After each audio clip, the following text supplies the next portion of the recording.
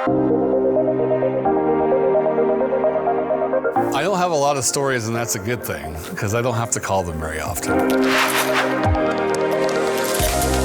When we have had issues, most of the time it can be solved over the phone. They'll remote into our machine. A lot of it's software-based that can be fixed remotely. So I would say the majority of our issues, we've been able to either take care of ourselves or they would fix it online or over the phone. I think when we're looking at equipment, our number one thing that we look for is service. Because look, there are a lot of equipments out there that are phenomenal, but we can spend $1 million. And if in a month from now, I cannot pick up the phone and call somebody to help me, that $1 million is sunk money. Zünd is always very, very responsive. We have good relationships with everybody at Zünd, good relationships with the engineers, with the service people. So when we call, they know who we are. They know we're not just account number 1, 2, 3. They know who we are, they know our situation. So the service and support has been really good, and it has been critical that it's in the US. For us, having somebody in Wisconsin instead of in Switzerland or Sweden or Germany is key. Just the time change, the ability to speak the same language, having spare parts in the United States where we can get things overnight and we don't have to wait